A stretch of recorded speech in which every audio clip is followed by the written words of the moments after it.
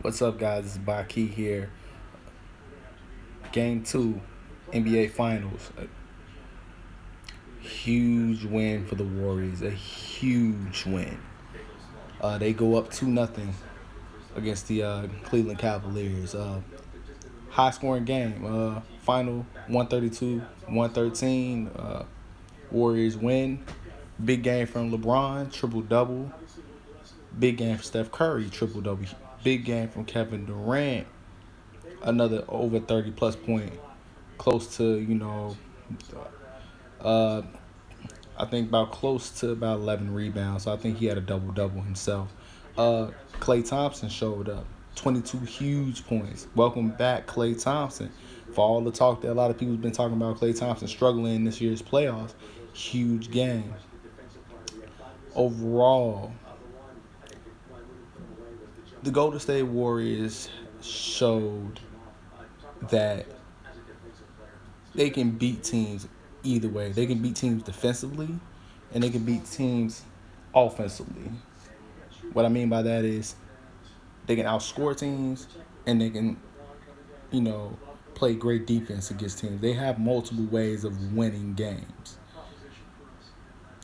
The Cleveland Cavaliers have a problem, a huge problem on their hands, and the problem's name is Kevin Durant. I know you're gonna hear a lot of Cavs fans coming out of the woodwork. A lot of Cavs fans currently right now they're still confident. Obviously, I mean it's only 2 games, but a lot of Cavs fans are gonna say, "Hey, we were down 3-1 last year, and we came back and won the title. So we can do it." If you're a Warriors fan, if you hear any Cavs fan saying, "Hey, we were down 3-1, we can come back," first thing you tell them is, all you have to say is Kevin Durant.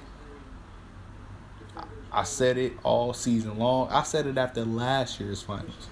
The first thing I said after last year's finals was they need to get Kevin Durant. They need to sign Kevin Durant. Because you need another guy who can dominate the basketball, who can play off the dribble, another guy that the Cleveland Cavaliers have to focus on. And everything that I predicted going into this year and what I said after last year is happening in this year's finals. LeBron James is getting worn out. And the reason why LeBron James is getting worn out is because at the end of the day, for the first time in years, the first time in this rivalry, he actually has to guard someone. LeBron James is not a great one-on-one defender. He never has been.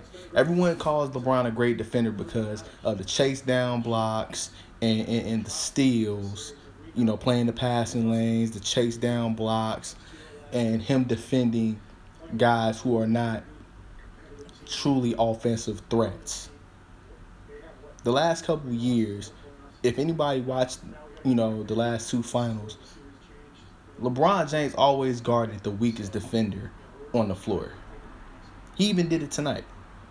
There was a couple times where, depending on the type of lineup that Golden State had, he was guarding the weakest defender on the floor. He was guarding the weakest offensive player, that the Warriors had on the floor.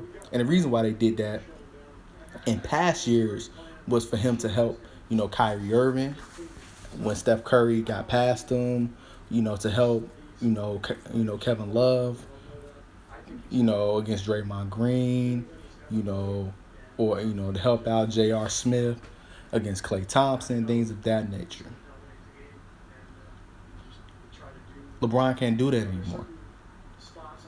Now with Kevin Durant on the floor, the Kevin Durant effect changes everything. Kevin Durant makes LeBron James have to stay home and actually have to guard him, which means that leaves Kyrie Irving one-on-one with Steph Curry. This year, Steph Curry's not injured. He has no knee injuries, none of that type of stuff going on. Draymond Green, who didn't have a huge game but made solid contributions. He was in foul trouble a lot tonight, but he did make solid contributions. But Kevin Love, who had a good huge game as well. I might add Kevin Love. To me, I think LeBron came to play. Kevin Love came to play. I think those, were the only two Cavaliers who really came to play tonight was Kevin Love and LeBron James. Kyrie Irving had 19 points, but they were quiet 19 points. He had some nice little highlight dribble moves, plays, things of that nature, like Kyrie always does. But at the end of the day, the 19 points was meaningless. They were meaningless 19 points. And the reason why is because he's getting outplayed by Steph Curry. Steph Curry is outplaying Kyrie Irving. Steph Curry is reminding people why he's a two-time MVP. He's reminding the world why he's better than Kyrie Irving. Because at the end of the day, Kyrie Irving is a great point guard. He's a great player. He's an all-star. He's a superstar caliber player. But there's a difference between a superstar caliber player and an MVP caliber player. And Steph Curry is doing his job tonight, separating himself from Kyrie Irving. He's showing the world once again why he's better than Kyrie Irving. The reason why Steph Curry is better than Kyrie Irving because he can make plays. Neither guy is a great defender. Let's get that out there. Kyrie Irving's not a great defender, neither is Steph Curry. But Steph Curry is a better playmaker. And what I mean by that is Steph Curry can score in bunches, but he also makes plays for his teammates. Kyrie Irving is a great one-on-one player. He's a street ball player. And that's not a knock, but he's a great ISO one-on-one type of player. He doesn't make plays and make his teammates better. He's not a great playmaker. Steph Curry is a better playmaker. And that's what's killing, the Cavs right now from that point guard position. Steph Curry has had double-digit assists in the first two games. Like, I guarantee you, I think, honestly, if I look up the stats, I think Steph Curry in each game has had more assists in each of the first two games than Kyrie Irving has had in both games. Like, I would love to look up the stats and see how many assists Kyrie Irving had tonight. That's a problem. Kyrie Irving is an ISO basketball player. He's an ISO guy. Once again, also another fact, J.R. Smith, no show. J.R. Smith, jump shot is broke. Is exactly what I said in my previous video after game one. When J.R. Smith is on, his energy level's up. He plays better defense, things of that nature. But when J.R. Smith is broke, he's a no-call, no-show. It was the same thing in 2015. In 2015, J.R. Smith was a no-call, no-show. Like, the jump shot was broke. You didn't see J.R. Smith for the whole series. Last year, he was better. So he was hitting shots. He played better defense. This year, he's reverted back to 2015 J.R. Smith in the NBA Finals. Not making shots, so he's not going to play defense. He's just a liability on the floor. He made at least 2 or 3 dumb fouls in this game. He made I think he fouled Steph Curry and Kevin Durant on 3-point shot attempts. One of the, classic basketball rules, never foul a jump shooter. I think he had 2 dumb fouls where he just fouled him on jump shots. Dumb. What I will say is, Cleveland's bench played better. Kyle Korver woke up a little bit. He hit a couple 3 balls. He had some, a couple 3 balls.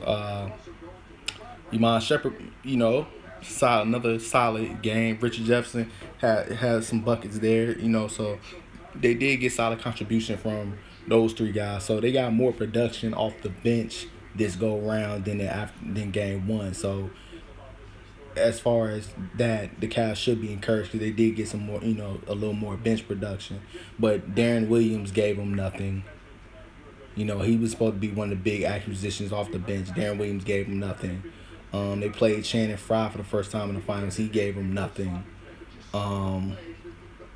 Tristan Thompson had a okay game after game one. I mean, he couldn't play much worse than what he played in game one. So anything he did tonight was going to be an improvement because he played like garbage in game one. He had a solid game, but overall, you still haven't really heard Tristan Thompson, this offensive rebounding demon he has been the last 2 years, where he's just snatching offensive boards and things like that. He hasn't been able to do any of that this year. He hasn't done any of that. He's not been an offensive demon none these first two games. He's been pretty much quiet. They've kind of quieted down Tristan Thompson. Like I said, Kevin Love had a great game. He played his behind off. LeBron James triple-double. He played hard. My only issue with LeBron James is the fact of the matter is, in the first half he was going to the basket with reckless abandon. He was going to the basket. He was making plays. He was going to the basket. He was, dunking and bullying guys and everything. Second half comes around, he's settling for jump shots. Like, he went away from what was successful. He went away from what he was doing. Like, he started taking jump shots. Now he's taking 3 balls, mid-range jumpers. You were successful going to the basket, so why in the second half would you go away from that? That makes no sense. That's dumb. So you freight training down the lane, bullying guys, and instead of consistently doing that all game long, in the second half he starts settling for jump shots. That's dumb, honestly. Like I said before, it's dumb. But at the same time, why is that? Let's try to analyze why LeBron James started settling for jump shots. You know why he started settling for jump shots? And a lot of the analysts haven't said it. Why did he start settling for jump shots? A lot of analysts haven't really questioned it. But LeBron James, if you watch these games, LeBron James is tired. He's huffing and puffing. I think they showed on one timeout, or one of the times they took him out of the game, he was huffing and puffing in the third quarter. You know why he was huffing and puffing? Because at the end of the day, he has to guard Kevin Durant. Kevin Durant is running him. And not only that, the simple fact is Kevin Durant is looking at LeBron right now as barbecue chicken, as Shaq would say. He's barbecue chicken to him. Because Kevin Durant knows LeBron can't stop him. I don't understand this logic. Everybody just believes that. Everyone thought that this was the same Kevin Durant that was in 2012 that played, in OKC against the Miami Heat LeBron, where LeBron just dominated. Kevin Durant was 23. He was a baby in the league. 5 years, it's 5 years later now. Kevin Durant's more mature. And Kevin Durant's skill set has gotten greater. His knowledge of the game, his overall game has improved immensely since 2012. And let's be real. Let's go back. Let's go back in time a little bit. He averaged 30 plus against the Heat when he was 23. LeBron couldn't stop him then. Kevin Durant was dropping 30 plus a night on LeBron James in the Miami Heat back in 20 I think it was 2012 or 2013 when OKC went to the finals against the Heat. It was one of those years, but Kevin Durant was dropping 30 plus on LeBron. And he was 23 then. He was still a baby in the league, and Kevin Durant was still dropping numbers. So I don't understand this logic that everybody just thought that LeBron James, well, I'm not going to say everybody, Cavs fans and all the LeBron James fans who think he can do no wrong, I don't understand why they believe that LeBron James is going to stop Kevin Durant. He didn't stop Kevin Durant back then. It was just the simple fact of that team. The team that he was on was young. He was young. It was a young Russell Westbrook, a young Kevin Durant, a young James Harden, a young Serge Ibaka going up against a veteran-laden Miami Heat team who was hungry for a championship after they had lost the previous year in embarrassing fashion to the Dallas Mavericks. So everybody just thought that Kevin Durant was just going to come out here and LeBron James was finna own him. That LeBron was just going to own him. LeBron didn't own him then. He was dropping numbers then. So why is people shocked? People should not be shocked that Kevin Durant is dropping numbers on LeBron James. You know why he's dropping numbers? Because he's dropping numbers because LeBron James cannot guard him, and he know it. That's the biggest difference between 2013 and now. Kevin Durant is more mature. His game is better. And he knows that LeBron James can't stop him. LeBron can't stop him. He knows the best way to defend LeBron James is to run him ragged on the offensive end. And that is what Kevin Durant is doing. LeBron can't stop him. And there's nobody else on the Cleveland Cavaliers that can guard Kevin Durant. And that's the problem. It's not like Golden State. Golden State can throw waves of defenders at LeBron James. Kevin Durant can guard him. Andre Iguodala can guard him. Klay Thompson can guard him. Draymond Green can guard him. Sean Livingston can guard him. See, Golden State are throwing waves of defenders at LeBron James. Kevin Durant, Cleveland can't throw waves at him. I mean, there was a couple times they had Iman Shumpert trying to guard him. He was still getting buckets. They had Tristan Thompson trying to guard him. He was still getting buckets. They had LeBron guarding him. He was still getting buckets. I mean, he had 33 tonight. It didn't matter who was guarding Kevin Durant on Cleveland. He was getting buckets. It didn't matter because can't nobody on Cleveland stop him. The best defender that Cleveland have is LeBron James. And LeBron can't stop him. And that's a problem. That's a huge problem. Huge. Now, another point, once again, defensively, the Golden State Warriors are doing an excellent job, once again, defensively of staying in front of guys and they're staying in front of guys now. They're not just letting guys have freight trains, free reign to the basket. They're not letting it happen. And they're blocking shots. Kevin Durant, there was a couple times in this game where Kevin Durant came from the weak side and blocked Kyrie Irving on that dribble, elbow jump shot. And Kevin Durant just came from the blind side and blocked it. Also, I want to give a kudos to Klay Thompson.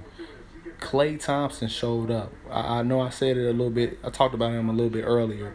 Him having, a comeback game. He had been struggling during the playoffs, but Klay Thompson was huge.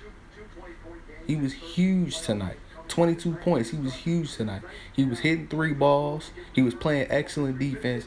If Klay Thompson's finna ball out to go along with Steph Curry and Kevin Durant, and Draymond Green being solid and giving them what Draymond Green normally gives them, and good defense and rebounding and being a rim protector and hitting quality shots, there's no way in hell that the Cleveland Cavaliers can stop them.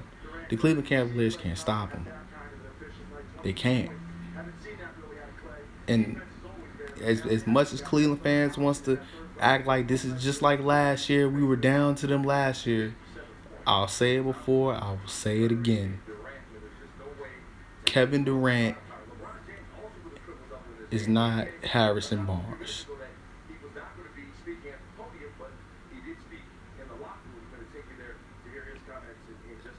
This is not the same Golden State Warriors team that the Cavs came back on last year. They're not the same team.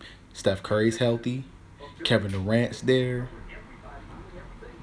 They're Golden State's bigs as far as Zaza Pachulia and David West and JaVale McGee are not Bogut and Festus Ezeli and Anderson Varejao. They're getting more. Golden State's getting more production from their bigs this year than they ever did last year.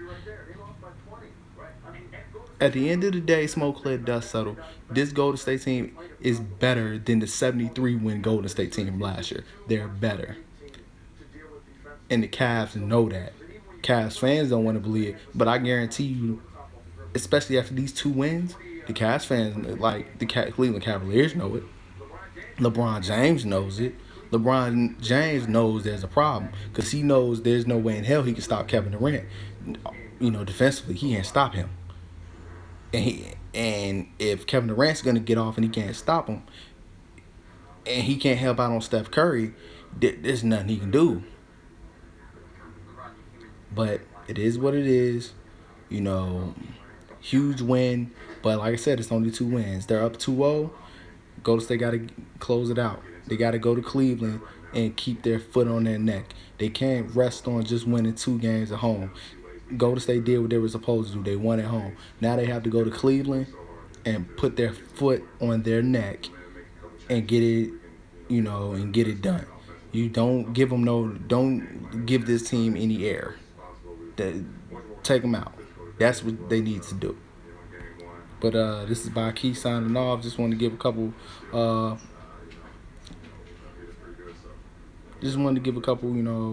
Of my views on tonight's game. I'll send another video. Hopefully later on this week, during the Baki show, we'll have some of my co-workers and other people in the show to give their opinions on this NBA Finals. But as for now, this is Baki signing off.